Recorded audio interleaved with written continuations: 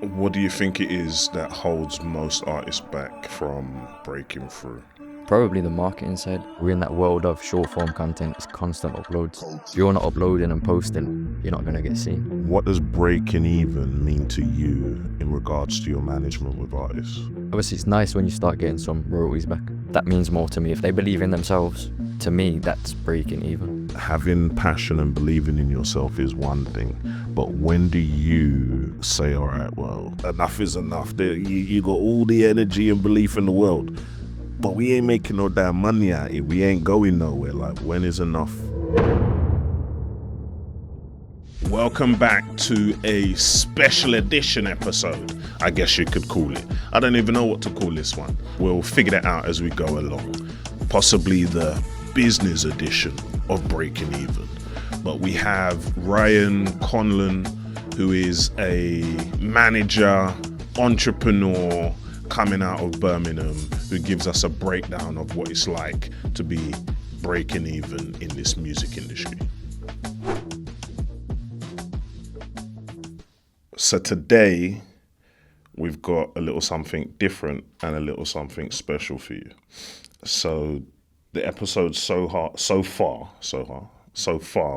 have been very musician and artistically led. But today we have a phenomenal guest who is a manager, entrepreneur. I don't know, was you ever an artist? Nah. No. I wish. Okay, yeah. But we have Ryan Conlon, I believe it's Conlon. Yeah, perfect. Yeah. Thank you for coming. I appreciate you being here. I appreciate you calling me on. I was just saying before this, how are you feeling in general? Nervous? Yeah. I don't do the in front of the camera kind of thing too much. So, how are you feeling? Are you nervous as well? Yeah. This is like the first real sit-down interview that I'm even doing, I suppose. Had a few minutes here and there with a few of the artists that have come on, but you could say this is breaking my cherry in regards to like having a real one-to-one interview. So I appreciate you coming. Tell us a bit about yourself, man.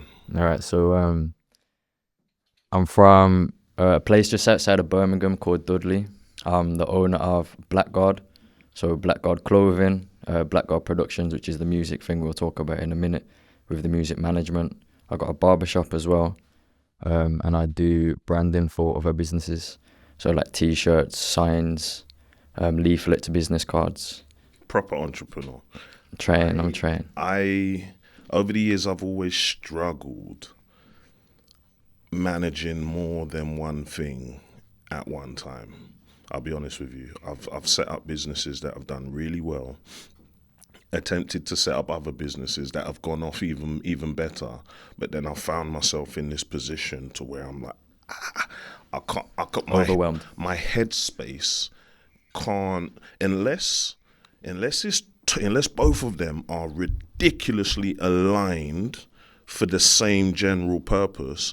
I find it difficult to like compartmentalize business, like put one hat on and then take it off and put the other one on and take it off. So how have you found running multiple different businesses? It is difficult, like don't get me wrong, but I feel like, I got told that I got ADHD not too long back. So I feel like that's a superpower in itself anyway. So when you understand what it is, so like for me, it's the hyper-focus. I can do a lot of different things at once. But if I didn't, for example, if I had like, let's say, I won't say normal brain, but you understand where I'm going, I don't think I'd be able to cope with it too well. So like for me, you see how you said everything kind of, unless it aligns. People say don't put all your eggs in one basket, but mine kind of interact anyway. So obviously with the clothes, it'll be music videos. The photo, obviously the staff that we've got for the music business, like the cameramen, the marketers, they all link into everything anyway. So it's kind of like one set with just different branches of it. So everything kind of promotes each other. Like the barbers will promote the clothes. When I got the clothes in there, it promotes the music because we have the new artists. Every new song that comes on, it's on the TV in there, so everybody hears it. And I suppose the barbershop is like a proper melting pot for just chat and vibe and discovery.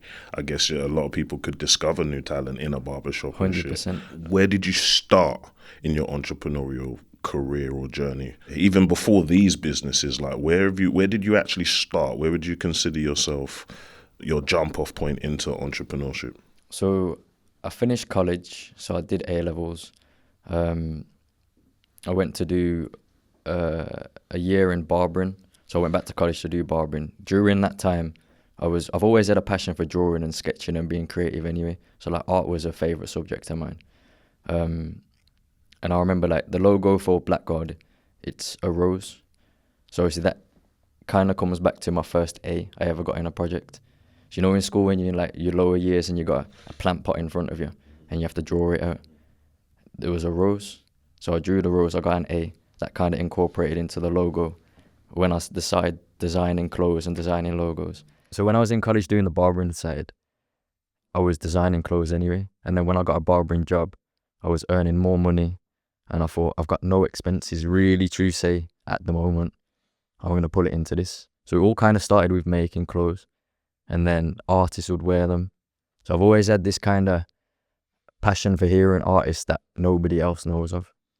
You know what I mean? So like, there's certain artists there that before they had the breakthrough, they would hit me up for clothes. I'd send them parcels, they'd wear it in music videos.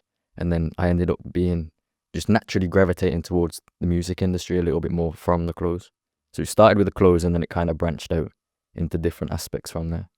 So you say you feel like you've got a natural ear for things, or is it just you trying to find like talent that hasn't bust through yet? Like where does that come from? Do you feel like you've got a natural A&R type ear, or is it just a case of you're feeling this talent and you feel like they should be?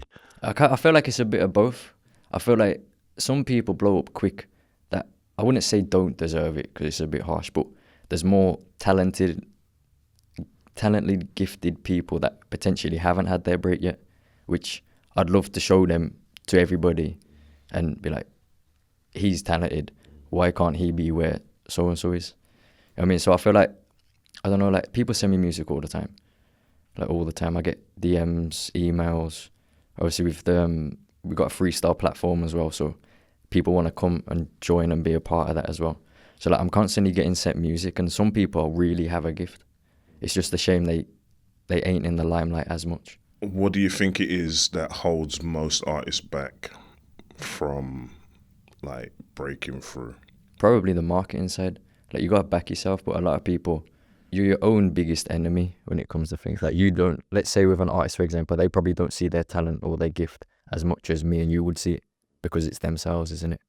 So to them, they're just doing what they're doing. Some of it's therapy, but it's the marketing side where you've really got to push yourself. And now we're in that world of short form content. It's constant uploads. If you're not uploading and posting, you're not going to get seen. And then when the money doesn't follow, because as we know, the music business is expensive to get started, isn't it? With the videos, the marketing, the beats, studio time, promotions. It is difficult to do that. When you're running a family life as well, sometimes it's not a priority. So they put it on the back foot. But I feel like that's probably what holds people back a little bit more, just the pushing and believing in themselves. Definitely. I feel like artists are more self-critical of themselves than probably most people out there. So in regards to all of those different aspects of what an artist needs to do to break through, this show's called Break Even, or Breaking Even, should I say, because not many artists of today get to even break even, let alone break through and make a profit. So in regards to the artists you manage, so you're a manager of artists as well, right? Yeah. What does breaking even mean to you in regards to your management with artists? Obviously, it's nice when you start getting some royalties back and then they start believing in themselves a little bit more, because as soon as you get a paycheck, you believe in something a little bit more, don't you? But I don't know, just like them finding the passion and believing in themselves means more to me. I mean, it doesn't necessarily mean the views. If they're doing something, like some of my artists use studio time as therapy, where the things going on, they'll do a real rap kind of thing, get things off their chest into a track, and then they'll procrastinate on releasing it. As long as they haven't got that procrastination and they start understanding that they're a business and they can actually make money from other things and branch out into merch and shows and little bits and bobs, that means more to me. If they believe in themselves, to me, that's breaking even. If they found their passion and they're good at it and they believe in themselves, that means a lot more to me than... When is enough then? In terms of you applying energy, time, resources, money, whatever you're doing for your artists, like having passion and believing in yourself is one thing, but when do you say, all right, well, enough is enough? You got all the energy and belief in the world, but we ain't making no damn money out of it. We ain't going nowhere. Like what? When is enough for you? To be fair, I'm not gonna lie, like that's one thing I haven't really got to terms with yet, in terms of enough is enough. Like I do enjoy it, so because I enjoy it, it's, I don't know, like maybe I do take a little bit more on than I can chew sometimes, but I do enjoy it at the same time. So I haven't got to that stage where I feel like enough's enough at the moment. And how many artists are you currently managing? There's 4 under our management at the moment. So we've got Sarge, Cabbies, Dreads, That Ute Dreads, and Dre Carti. So he's an R&B singer who's just come out now as well. They all Brom based? Yeah, we've got one from Wolverhampton. Cabbies is Wolverhampton. Sarge, Dreads, Dre, they're all around the Brom area. So could you just break down, in regards to the artists you've just mentioned, the timeline in terms of how long you've been working with them, where they are in their respective careers, and like what you as Blackguard are doing for them, essentially? All right, so Sarge has been the one that I've knew the longest. I've probably been with Sarge since probably about 2018 times. He just started it off as, he's been doing music since he was 14 anyway, so he started just dropping music. We learned how to actually distribute music. He was the first kind of case study that we ever did, and we're very close anyway. He's now started to become a little bit more strategic with what he wants to do. So he wants to drop a mixtape at the end of this year. So his plan at the moment is trying to build up that email listing, trying to get emails and everything like that for marketing sides of things, ready for his mixtape release. He started to drop a lot more videos and visuals, because we've been working together that long anyway. We used to have a studio together, so we was constantly in the studio making songs. Some of the songs probably would never come out. So it was like, instead of them gathering dust in the files, we'll just drop on YouTube, throwaway tracks. So once a week we just drop in some of his old songs that probably would never anyone could hear onto YouTube to build up his YouTube audience. And then obviously we just pushing now for that mixtape release. So in regards to Sarge, just quickly, and you say the emails that you're trying to collect, that's essentially a massive part in regards to retargeting your audience, having direct communication with your audience. Have you heard of the platform Even? No, I haven't. It's an independent infrastructure that would allow Sarge to essentially put these unreleased tracks on the platform and give his fan base a place where they could purchase them to earn a bit of revenue. But whilst they're doing that, it can, like, for $1 or however much, it's a pay what you want platform. But whilst they're doing that, they're putting in their email addresses and you collect all your data as well. So I'd encourage you to take a look. Yeah, definitely make a note of Even. Again, this podcast we're doing now is going to be listed on Even for like the same reasons as to such. Okay. It's important getting the emails. Massively. Because that's where your main audience, they're not going to subscribe to your email list if they're not necessarily listening to your music. The platforms own everything. If you don't own your direct connection to your audience, you're fucked. Mm-hmm. In this, like, let's not beat around the bush, you know what I'm saying? It's like, they are collecting the wealth through these very same mechanisms. But yeah, we'll talk more on that at a later date. So yeah, please continue with your next artist. Obviously, I wanted to branch out the production side of things a little bit because I'm doing a lot anyway. It's hard for me to manage so many people. So one lad that I'm training up to do the music management side of things obviously takes a little bit of the weight off my shoulders. He's then going to run his own little roster through Blackguard Productions. doing the management. So he signed somebody called That Ute Dreads. He's dropped a cover track, and he's dropped his first release called You Dig, which is out everywhere now as well. Kind of like a wavy auto-tune kind of rapper. Very, very, very cold. He's got a lot more in the pipeline, but he's yet to discover that kind of strategy. So again, it's just building him up from technically zero up into getting that fan base, getting the radio plays, and actually becoming that artist. Same with Cabbies as well. What was the timeline for That Ute Dread? So he only joined like 5 months ago or something like that. Yeah, about 5-6 months ago. And obviously he's dropped a cover and to build up his YouTube a little bit, and he's dropped his music video and first release. Similar with Cabbies. Like Cabbies hasn't dropped anything under our management just yet.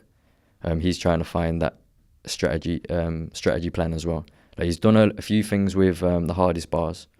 Like he got a HP freestyle. He's got a lot of songs there, but he just hasn't had that time. It's more the procrastination side again. As soon as he gets that first one done, it's constant rollouts. But he's young as well, so he's just gone 18. Okay. So he's trying to find that balance between life and music and putting things into himself and putting the energy into himself. And is he under, would you say, your banner or your? Yeah, he'd be under my banner as well. Yeah, we met him. We met him at the Bouncer Hub the same time I met Kerry, to be fair. So I remember we grasped that opportunity. Sarge ended up performing a song that was going to be released like a week later, I think it was. So Bouncer done his talks and everything. Sarge came up with a mic, done his song. Obviously everyone's outside afterwards. We're doing a little cypher outside. And we've got the camera recorders there. We're playing the beat. Everyone's just dropping at 16 or 32 or something, and everyone's just rapping over this beat. And Cabbies came and done it. Obviously, we put the day in the life thing out anyway, and all of those little cypher things at the very end of the video. And obviously, I had to contact Biz. We got talking. Like I was starting to fuck with him straight away. To be fair, just the way his flow through his artist, just from that little cypher thing. Okay, yeah. Like he didn't know us. Came over, was like, yeah, let me drop something. He dropped it cold. You know what I mean? So he's only Wolverhampton anyway. It's not far from where I am. So obviously we got talking. We met up a couple of times, and then it's just got from there really. So I've told him the plan. I've told him like how we work, what we want to see from him. He's just got to put it into action now. And then we've got Dre Carti as well. So he's an R&B singer, which is a little bit different from what I'm used to. Obviously I'm just used to drill, rap. Obviously he's very, very, very talented. Like being in the studio with him, it's sick to see how he works. You know what I mean? Like he's got a producer he works with who's his best mate. So it's hand in hand with that one. So we go to the studio. He uses my barbershop as well as a way of writing. So, you know, it's just quiet. You know what I mean? After hours, it's quiet. He'll put a little visualizer on. He'll play the beats. He'll write in the barbershop till like 1-2 o'clock in the morning. Because other than that, it's in his house, which is distractions. Or it's in his car, which again, isn't the greatest space. So he'll go to the barbers, he'll ring me, can I have the key? I'll go and drop him the key. He'll be in the shop till 1-2 in the morning, just writing songs. And then he had a great opportunity not long back. He works in a bar as well, so he managed to meet with Jeremiah's producer in this bar that he works at. So I think it was Trey Songz and Jeremiah were doing a show in Birmingham, and obviously he was at the bar staff then. So we got talking to him. They exchanged contact details. He sent him a few tracks and snippets over as well, and they built a very good relationship where Jeremiah wants to work alongside him, basically. Like there's been conversations galore. So we drew a trip out to America to go to the studio with these lot. But we want to build him up and get a little fan base and everything. It's a great opportunity, to be fair. So he's got that. I don't know, I feel like R&B is a bigger audience anyways, isn't it? Like with rap, for example, a lot of people listen to rap, but it's still quite a small audience. R&B is massive. So he could potentially break through a little bit because he's got that voice. And he wants to start working a lot alongside rappers a little bit more, and bring that early 2000 vibe again. You know, like the Ja Rules and Ashanti kind of vibe. Like the rappers, the powerful hooks, do something like that. So again, like he wants to do an album towards the start of next year, but we just got to work on dropping. But he signed probably about the same time as Dread, so like about 5-6 months ago, give or take. And who found him? You found him yourself, from where? That was through the guy that's coming to do the management. Okay. That was his mate as well. So he's brought both of those two to the shop. I was like, this is what we're doing. They showed me some of their snippets, and then I liked them straight away. So how did you find this guy? Did you headhunt him, or did he see what you're doing and come and approach you and see? Customer in the barbershop. So barbershops are powerful. Yeah. Everybody in a barbershop. I feel like I need to set up a barbers. It's great for the word of mouth things. You know what I mean? Like everybody talks about certain things, Of course. And obviously, with, like I said, like all my businesses, everything's allocated in that barbershop basically. So no matter what I'm doing, the customers know about it. They'll go and tell someone. And then we got close anyway, me and this guy. And we was talking about, like, obviously the weight on my shoulders, trying to juggle too much. He's always had that musical ear as well. A lot of his mates do music. So he's like, oh, yeah, I'll do it. I want to learn how to do the management side. And then we had a meeting, we got talking, showed him the ins and outs. And yeah, he's learning how to do it a little bit now. So he'll have his own roster of people that he'll manage through us. So obviously I'll do all the back end stuff. He'll obviously go to the video shoots, do the short reel content forms, post them for them. We will obviously do the distribution, we'll track the emails and just build up together then. So where do you see Blackguard as a label in like 3 to 5 years kind of thing? What hole are you trying to plug within this industry? I'd like to be able to offer that creative kind of service without the massive cost, if that makes sense. So obviously, like, average music video, you're looking at about £500. If the cameraman has had his breakthrough, it can go up to a lot of money. We want to still make it affordable. So our importance is don't spend too much on the props in the music video to make it look great if you haven't got enough money to put into your marketing. You know, it's like buying, I don't know, like a Porsche or something and putting £10 fuel in. You know what I mean? Like, you got to back yourself, and we want to be able to make sure that as an artist, you can come to us and we can help develop you anyway. Whether it is just through our services, whether you just need some marketing, you need some short form content, you need someone to actually be able to write a structure for you, we can do that, or whether it's under our management as well. So how do you break it down, like, commercially within your business then? So do you invest into your artists and like invest capital, or is it just providing these services on like a either free or knockdown basis? So a little bit of both. So obviously when it comes to the marketing side, like I said, like some people, there's a family life. So sometimes the capital's not there for certain people. I don't mind, if I've got the money around me, I don't mind investing into you. Because at the end of the day, like, if the song does well, I get my 20%, I should break even from that anyway. But at the same time, like, it mainly is about the cheaper services. I mean, it's like all of the team work together as like a tight-knit community, basically. So with my cameraman, for example, he'll come and do photo shoots. He wouldn't charge the artist under our management, but we'd sort him out other ways, if that makes sense. Same with the videos. Like, my staff still need to get paid, but they'll do a cheaper rate for people that are underneath our umbrella, shall we say, because you got more money for your marketing then. And I'd rather you market yourself. I'd rather you push yourself a little bit more, keep some budget away for marketing, and actually try and build up a fan base that way, instead of spending £3,000 just to make the video look good. Are you fed up with A&Rs that don't want to do their jobs, to do any sort of artist development? Hire me, I'm cheap. Hi, I'm Ed Rance. So I'm launching a music consultancy business that's supposed to help you be able to build the artistic skills that your record label can't be asked to teach you, but wants to take 50% of your royalties off. I'm cheap. I'm only £30 an hour. Take a look on our website and our landing page and have a look on my calendar for what's available and see if I can help you.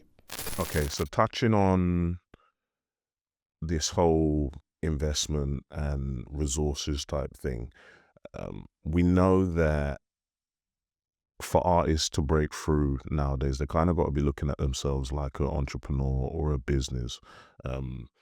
And with that being said, there's loads of different subscriptions and monthly like you're saying, emails and like different subscriptions that an artist might have to invest into, whether it be CapCut or XYZ for the production of their music or whatever the case may be. How do you invest in your artists to that degree to help them overcome the hurdles of these type monthly recurring? And what does that, if you do, what does that look like? Is it on a loan basis? Is it on like, do you take your money out in the back end? Okay, so like with CapCut, for example, that's obviously one subscription. For example, like I will pay for that anyway. Okay. So all the short form lyric videos and stuff like that, like I'll do, and I kind of enjoy doing them. Okay. So I'll do that anyway. I don't charge them for that. Everybody who's not under the circle, for example, they would obviously get charged for that. My artists, if I'm doing any work for them, at the same time I kind of work for them, I want to see them grow, so I will do that anyway. So you send me a minute video, for example, and you've got the song on in the car or something like that, I'll put the tune over the top. I'll put the lyric videos on, I'll add the effects and the emojis and everything on to make it look good. I'll do that off my own back anyway. The distribution, for example, like I'll pay again. That comes out of the business bank. Okay. So like PRS and stuff, signing up for PRS, I think that costs like £100 or however much. They obviously have to do that themselves because it's in their name. Okay. So when it comes to leases, for example, and beats, again, the artist usually does cover their expense. I'll just help out with a little bit of marketing here and there. Okay. And sometimes like it might be a loan thing where they haven't got the money for the beat, but they want the song out. Okay, I'll pay for that then. We'll do it invoice. You send it me when you get paid. That kind of aspect. Wicked. But usually the artist covers their expenses aside of things, because again, there's 4 artists there. I'm not loaded. And I mean, I'd love to be able to provide for it, but I haven't got the capital then to pay for this person, this person, this person, plus marketing, plus my own things, plus my staff, plus my shop. And are your artists aware of that? Like, are they lenient on you in that regard? Like, they're aware that you manage other people, or are they quite demanding on you? Not even. Like, we all have a great relationship anyway. So, like, we all know who I manage. They're all on the same. We all have meetings together. Everybody knows what I'm doing anyway. Like group meetings, Zoom calls, as in like a label meeting type thing? I don't think we've done a Zoom call, to be fair. I mean, sometimes we'll have like a little FaceTime here and there, but that's on an odd occasion. But if we do need a sit-down meeting with laptops out, we go to Costa or something. Everybody just get together. We'll all just meet at Costa. We'll get the diary out, what we need to work through. Laptop sorted. Is that set like on a regular schedule? Or we was doing, obviously, like, because I'm working a lot as well and I'm not really having much time off, we was doing a Tuesday. We was just doing like every other Tuesday, so like a bi-weekly kind of thing. So we'd all meet up, do what we need to do. If we need to do short form, we'd do that on the Tuesday. We'd get ahead, wait a couple of weeks, do it again. What else needs to be ticked off the list? I mean, we need to, like, if I get a phone call, for example, like, we need to sort this out. All right, cool, we'll do that Tuesday. We'll all meet Tuesday, we'll tick it off, and then until the next time. Everybody's kind of, like, going back to the question, everybody's kind of understanding anyway. There's no pressure really on me apart from the release. You know what I mean? Like music videos and stuff, like we'll sort videographers out. Cover arts, my graphic designer does all of them. That kind of takes a lot of the pressure off me anyway, because I've got my team that are great, that do all the work basically. And they must feel like they're in a good camp, the fact that you've got all these resources like ready to plug in for them. I hope so. Where would you say you're making the most money? Is it your merch? Is it your shows? Is it streaming money, or is anybody breaking through at the moment? Are they bringing in revenue? Sarge is bringing in revenue. Like he's doing, obviously the other 3 are new, so obviously it takes a while to build up their thingy anyway. Sarge he's doing good now. Obviously the more consistent he drops, like streams never go down, they only ever go up anyway. So let's say if he drops a new release, someone fucks with it, they're going to go back through his catalogue anyway and listen to some new music. And do you genuinely see that like when you've dropped a new release, is it a bump in revenue across and then does that bump more or less set you at a new standard, and then you bump again and it's even more and it's just the fact of being consistent. So like a lot of the time, like we start dropping and then something will happen and there's a break. and then you see the decline a little bit, and then we'll start dropping again more, and then you'll see it all rising back up, but the monthly listeners go back up. Everybody's like engaging with comments, YouTube, like his Instagram engagement's great anyway, but the more he posts, obviously the more it increases. Then like I said, like the other three, they're all trying to break through a little bit now, so they'll hopefully get that buzz again soon. Of course. And I suppose with Sarge in the camp leading the way, they've all got something to look up to. 100%. Yeah. Like he's a great role model for it, to be fair. Yeah, like, and he's very talentedly gifted anyway. Like there's so many unreleased songs there that we just haven't put out, where they're just cold. Like his real rap, his emotional side of when he spits, unbelievable. Like, some of the songs, he's dope. I really found him is. on TikTok and I was like, oh, who's this kid here? He's nice. Yeah, there's something about him. There was just something about him that I thought, yeah, he's just authentic. And like when he does the real rap things like that, like he'll send me a song if I'm not at the studio, for example, and like when he touches base on certain subjects, like it will give me physical goosebumps. Yeah. I'm like, fuck. Yeah. But it's also a deep insight to his life as well. You can hear it in his bars and shit, like he's just spitting some real hard truths. Therapy. That it's like, It's therapy sometimes, isn't it? Like as men, we don't really talk to each other like on a deeper level. Sometimes writing it down, putting it in a track, that's therapy for them, which I'm all for. If it works, it works. Yeah. I could do some therapy myself, I feel. You get in the booth. I think, this is my therapy, I think. This is what I'm using this for. It's like, yeah, it allows me to maybe talk some shit. Like I say, it's my first time. Is this your first proper sit down interview? Proper sit down. Like I've had little ones where like my mates have started up a little YouTube channel and asking questions, and because people know about Blackguard anyway from all the different branches I've done, they're like, can we start with you? Yeah, of course you can. So I've had a few little ones. It's only like 5-minute, 10-minute interview things, but it's the first proper sit down talk with 1, 2, 3, 4, 5, 6 cameras, everything on the lighting up there. You know, it's nerve wracking, bro. I can't lie. Yeah. So with your positioning in your area, between all the things you do with Blackguard, I can imagine that you get a lot of artists coming to you for help, support, or to get put on in some kind of way. Is there anything that you do or anything that you're doing for this caliber of people that are coming? Yeah, so we do some obviously we do freestyle series and stuff like that. We do one called the pull up. So basically the angle of that is we pull up to you, camera out, live over the mic. It's cheap. One take business. Like old school. Could be a car park, playing at the car speaker. Yeah. Back to the old school kind of ways. That's cheap. It's 50 quid. That gets uploaded. It's a little bit of a name for yourself. Just build up things with freestyles.